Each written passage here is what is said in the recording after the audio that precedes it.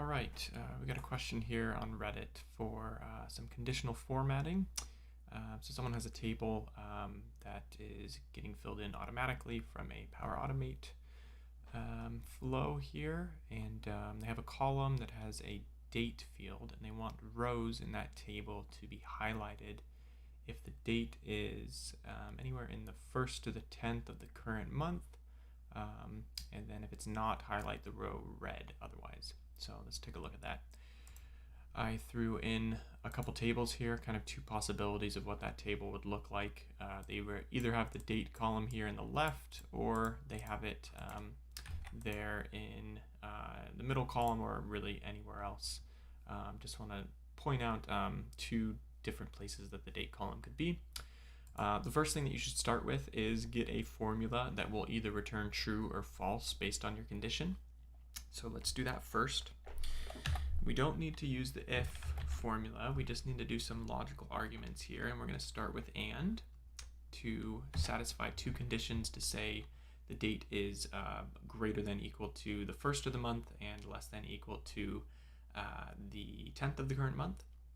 So we're going to do that. Let's grab this cell here, this table date. We're going to switch that to just a cell reference. We're going to go A2 with a anchor on the column.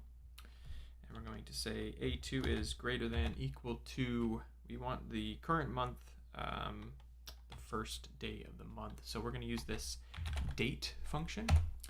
We have to pass the year, month, and day to that date function. So the year, we're going to use year, and we're going to just put today's date in there with that today function. Don't need any arguments there. So year, we'll take today and convert it back to a year number. We're going to do the same thing with month and today. And then for the day, we want the 1st of the month. Always going to be the 1st. That's the first part of the and statement. We're just going to copy that and reuse it.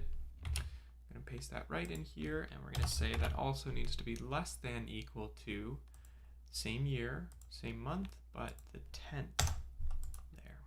And we're going to close that parentheses for and. We get a false there because the 18th is not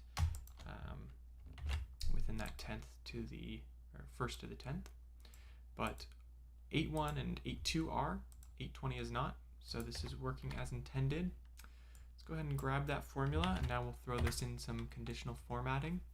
What you're going to want to do when you're highlighting rows or columns for conditional formatting is you want to make sure to highlight the whole area that you want to have highlighted. So we want this entire row here in the table to be highlighted. So we're going to highlight the entire table there. And we're going to go to conditional formatting. In order to get that that standard red and green formatting, I like to just throw in two rules that just have that that dark red text and light red coloring, and then the same thing for the green one. This step is a little bit unnecessary, but I'll just show you what I mean. If you throw those two rules in there, it can be really anything. It's really to just get that formatting, and we can go to manage rules. And then on this green one, the one that we want to have kind of for the true condition, we're going to go in there and we're going to edit that rule, and we are going to use a formula to determine which cells to format instead.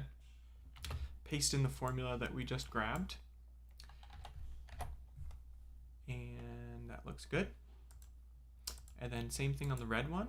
We're going to go back, edit that, go back to formula, paste in the same formula, and a nice trick is we can just reverse that logic with not. So we're going to throw not at the beginning there, close the parentheses, hit OK, and then hit OK, and there we go. Now we have our rows that we don't want highlighted green, red, and then the ones that we do want highlighted green, and working as intended. So I just wanted to point out too, if your date column is in a different spot, process is pretty much the same, except you want to make sure that you start with your active cell in the kind of the space that you are referencing there. So I'll show you what I mean. We'll highlight this entire section here, and then we'll hit tab so that our active cell is on this date. And we'll go back to conditional formatting and do the same thing, get that red formatting in there, get the green formatting in there, go back to manage rules, edit that rule, change it to formula, and we're going to change A2 to H2 because that's where our date is, and then A2 to H2, we just had two references there. Same thing on edit rule, use formula, paste that in. I'm going to put a not at the beginning, not, and A2 turns to H2. We should get the same result here. So you just have to be careful on where your date column is located. Make sure that when you go and select that conditional formatting, you still have selected the entire range that you're going to want highlighted, but your active cell kind of needs to be on that cell that you want to base your logic on.